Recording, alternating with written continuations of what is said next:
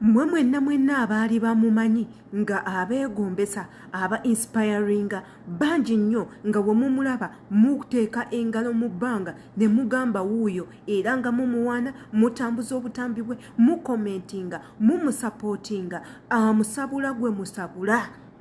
Naye olunaku olwaleero kimpeddeko muli ndi mu kunyolwa ngamba what really happened, ki ekyatuukawo, ki ekigenda maaso mu bulamu bwe. Weetaaga buyambi, weetaaga medical attention, oyina bubeezi stress, oba watandika butandisi biragalalagala, oba wafuna bufunyi mikwano mibi, oba bwavu, bbula lya mirimu na bbula lya ssente lyerikutuusiza ku ekyo. Aya, amanya yenze Sheila Adita, eno ye YouTube channel yange. Kyolina okukola beera nga osubscribinga ekigambo subscribe weekiri, kwata ku notification bell eri awo waggulu. Mwanyi nange egenda kuyamba nnyo, buli video gye tuteekayo egenda kubanga ekutuukako. Nabagamba ffe tetukola video za kuvumirira muntu mulala, tukola video za ku inspiringa, video za kusomesa, video za ku motivatinga, video ez'okuzzaamu abantu abalala amaanyi. Tetuliwo kuvumaganya, wabula tuliwo kuwabula, kutegeeregana.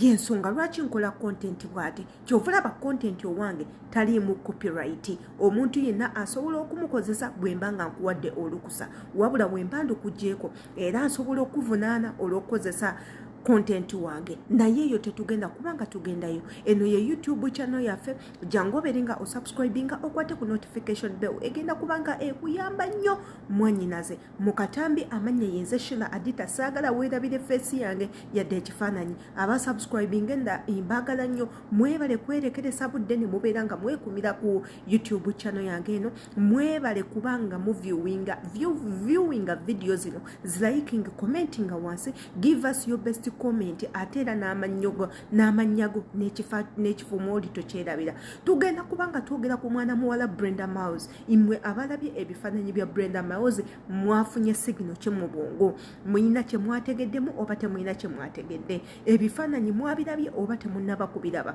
Woba wabirabye byakulese oli kyekimu. Olowooza ki ku ndabika ya mukyala munno? Olowooza ki ku ndabika ya mugandawo? Olowooza ki ku ndabika ya hasola munno? Olowooza ki ku ndabika ya Munnayuganda munno?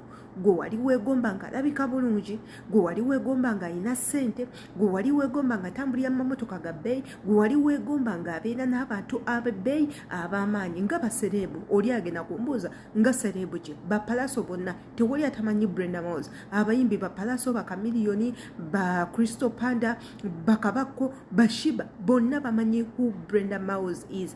Lwaki? Ebintu bye yakola nga yeeyisa nga sereebu, ng'obutambi bwonna bw'akola akola obutambi bwakuwaana ba celebrity be ab'Uganda, teekako ne bannayuganda banne.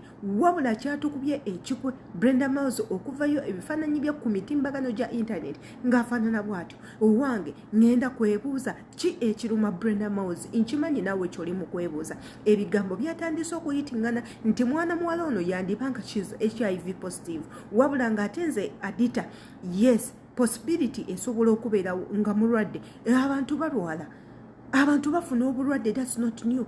Wabula nze sigenda kitunulako cause I have no evidence oba nga ali positive oba nedda. Ate ekirala, waliyo n'endwadde nnyingi nnyo ezisobola okukwata abantu ne zibaluma ne zibajja mu formula yaabwe gye balina okuba nga babeeramu ne bubateeka mu formula endala. Oli nga yali alabika bulungi n'akyuka n'alabika bubi. Kambazzeeko emabega. Mwali mumanyi omwami eyazannya Black Panther? Omwami oyo yafa. Omwami oyo yali musajja mulungi nnyo, omuvubuka, alabika obulungi, ensigo yeegomba, ayina ssente, ayina erinnya. Yatandika mpola mpola okugogga naggwaawo, nga buli watambula bamukuba ebifaananyi abantu ne babimonkinga, ne babyogerera, ne bamutambuza buli wamu, ne bamukolako olugambo. Naye that guy had something eating him up. That guy was really sick. typically sick nga agwawo naye ng'ekirwadde ekimuluma teyakinnyonnyola muntu yenna mugamba nti banange nina kansa munda ali mukundya amalawo essaawa yonna ngenda kufa. Yakikweka. Olowooza lwaki yakikweka?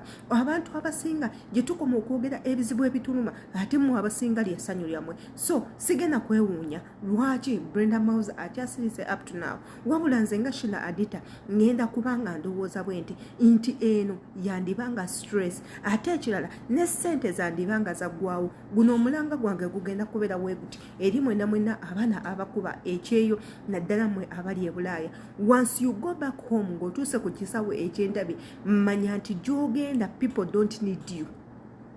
Okomyewo ewaka ku butaka bwo naye abantu tebakwetaaga. Kibagenda okubanga beetaaga ze ssente zo. Kibagenda okubanga beetaaga kwebuuza biki by'ojja e Bulaaya. Era kibagenda okufuba okulaba kwe kukuggyako ebyo byonna by'ozze nabyo okuva e Bulaaya bakuzzeeyo mu mbeera eri gye bali bakumanyiddemu. So if you're not wise enough oyinza okugwa mu katego kaabwe. If you're not clever enough munnange oyinza okugwa mu katego kano. Oyina kukola ki? Bw'obanga ovudde ku kyeyo try as much as you can okubeera omuntu wa bulijjo. Olw'okuba nti olinnye ku nnyonyi toli wa maanyi. Come on. Olw'okuba nti olinnye ku nnyonyi toli wa bbeeyi.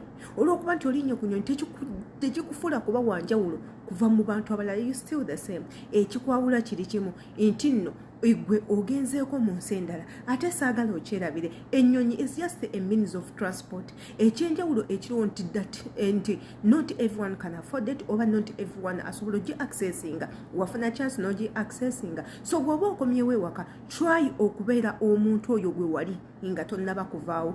Woba wonoddamu eyo embeera gye walimu abantu gye bali bakumanya buli omu ajagamba gundi oyo abadde bweru naye yeeyisa ng'omuntu atabadde bweru. You know why? Ogenda kubanga ozzeeyo mu bwongo bwabwe ng'oli omuntu omukadde. Bw'obanga watambulangako ng'oyambadde ku siripa tozivaako olw'okuba ova bweru. Bw'obanga walya muwogo tomuvaako olw'okuba ova bweru. Bw'obanga wasulanga mu nnyumba ya layisi lwaki ogenda mu apartment gy'otasobole ku affordinga. Ekirala maintaining emikwano gy'obeera najyo. Those friends bagenda kudduka bakuveeko sente nga ziweddewo. So I understand lwaki Brenda Miles afana bw'atyo. Sente ziweddewo. Si mulwadde. Sente ziweddewo.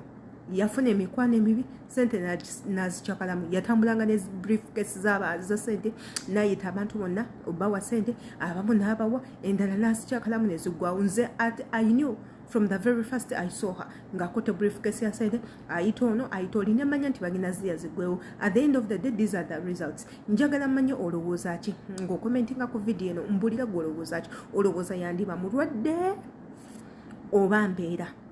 Inze naawe byonna kambisanga mu comment section. Amanya yenze Sheila Adita. Imbagala nnyo. See you in my next video.